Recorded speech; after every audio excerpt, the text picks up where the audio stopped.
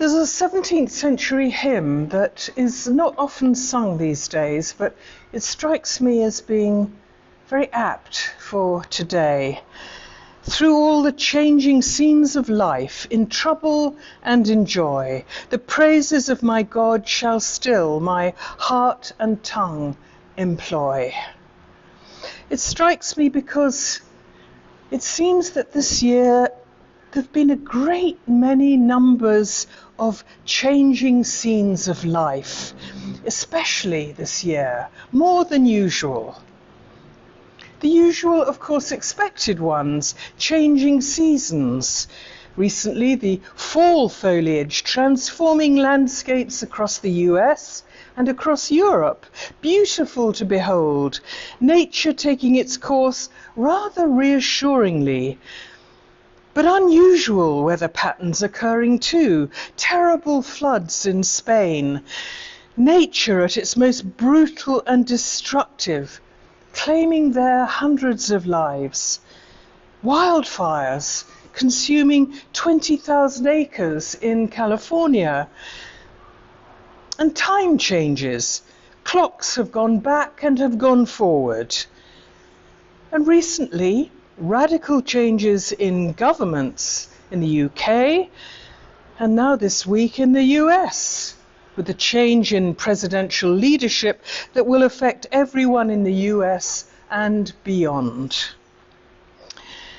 Meanwhile, other events affecting the world rage on. Climate change worsening, warning how upsetting the order of things can and is threatening the well-being and survival of humanity and the world. Possible new epidemics looming. And of course the wars in Gaza spreading throughout the Middle East, and the relentless war in Ukraine, and threats even of world war between East and West.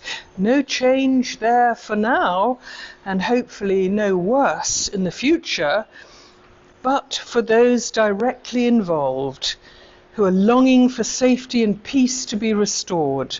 Change through all the scenes of life. Well, what if we could turn the clock back? If we could turn back the clock of history, maybe things might be different. No COVID, no global warming, no wars in Ukraine and Gaza and beyond. In fact, no wars anymore. If we could turn back the clock on decisions made, the outcomes might have been different. There might be no conflict, no war to stand and remember here today. If we could turn the clock back, we might perhaps avoid so much the man-made causes of loss and of life and pain and destruction. Wars. No sooner does one end and another seems to happen. And there are, by the way, 40 armed conflicts going on in the moment today. But we cannot turn the clock back. But we can remember, and we must, because it's too easy to forget the price of peace. Armistice Day and Remembrance Sunday that we celebrate today give us time to stop and remember. And that's what we must celebrate, the remembrance. We stop the clock for 2 minutes to reflect, to be still and remember the loss of life that has been caused. And we give thanks in that shared reflection for those who endure the unbearable loss of loved ones to this day. Remembrance Sunday is when we give thanks to the thousands who have dedicated themselves to preserving the safety and freedom of others through enlisting in military service.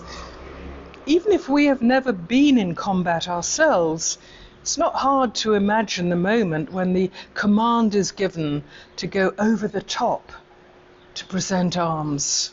We've seen it depicted in newsreels and films often enough.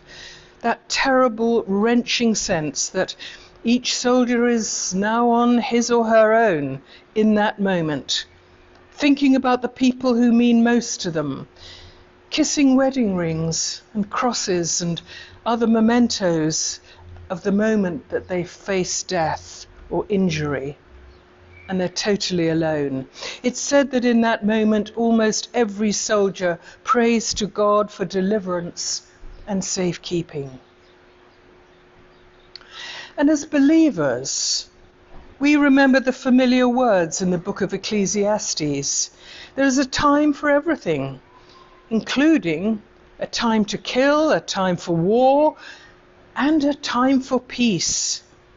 Throughout history and still today, conflict erupts to assert power over territory, over religion, and for supremacy, always coming with terrible consequences.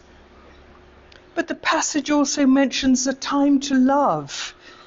For believers, every Sunday in its own way marks our remembrance of Jesus' own sacrifice of his life for us. And we can be assured that God's love for us and our love for all those we remember today will never fail or change. The minutes of silence that we observe and we will observe is hardly time enough for the busyness in our minds to settle, but still, let's do it. Let's do it together, remembering all that arriving at peace after war has meant for our countries and for those who have died for it. And so, through all the changing scenes of life, let us today remember with gratitude those who lie in some corner of a foreign field, who gave, and those who still bear scars and marks of their service for peace and justice. We will always remember them. And this is the weekend we ask, what has been gained by the many who gave their todays for others' tomorrows? What is our world becoming? The world many have fought for to preserve its freedoms and benefits. What kind of world do we want to live in, with all the changes and challenges to health, ecology, justice, and inequalities? What is our responsibility as Christians in a world where faith is declining, as people put their trust in human power and innovation, with all the consequences bringing about change to the entire world? We have to trust in the promises of God, that he is with us in danger and in everyday life, its struggles, its griefs, its innovations, and its blessings. He is within and beyond all things, our faith assuring us that God is in charge through all the man-made conflicts that are forever present.